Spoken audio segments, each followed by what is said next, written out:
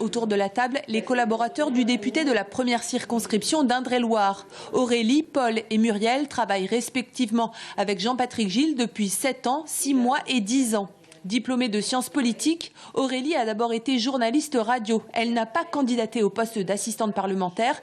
C'est le député lui-même qui l'a sollicité. Sa spécificité, la communication. Elle gère les relations presse, le compte Twitter et le magazine des comptes rendus de mandat de Jean-Patrick Gilles. Comme ses collègues, elle suit aussi les dossiers. Le dernier en date, celui de Tours Métropole. Donc nous, on suit tout le cheminement du dépôt des amendements aux séances. Et puis, ça veut dire aussi souvent que ça concerne les acteurs locaux, par un article, etc. Et donc du coup, nous, on fait un peu le lien entre la demande locale, la représentation et l'Assemblée nationale. Je ne sens pas avoir un rôle politique dans le sens où c'est pas nous qui portons une parole politique. Par contre, on peut donner notre avis sur un texte, puisque par exemple, sur la loi renseignement, j'ai suivi et j'ai décortiqué le texte et forcément, je donne ma position et après c'est le député qui tranche.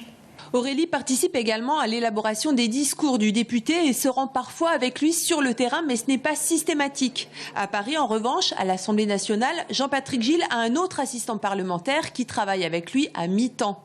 Être membre du Parti socialiste n'était pas une condition sine qua non pour ce poste. Aujourd'hui, Aurélie n'est pas encartée. Dans l'équipe, les collaborateurs gagnent environ 2 000 € par mois, mais il n'y a pas de grille de salaire. C'est le député qui fixe ses propres conditions. C'est une petite TPE, je suis quand même leur employeur, même si on a une possibilité, quasiment tout le monde le fait, de confier la gestion au service de l'Assemblée, qui gère les bulletins de paye, tout ça, enfin voilà. Donc c'est connu, il y a une enveloppe d'un peu plus de 9 000 € pour les collaborateurs.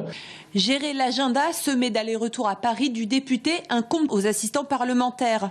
Autre volet du travail sur cette permanence, recevoir le public. Aujourd'hui, 4 personnes viennent présenter leur projet, un garage solidaire à Tours. Ancienne assistante sociale, c'est Muriel qui répond aux sollicitations. D'un citoyen, des sollicitations d'associations, de toutes parts, j'ai envie de dire, soit par rapport à des projets de loi en cours, soit par rapport à des problématiques beaucoup plus individuelles que les gens souhaitent évoquer.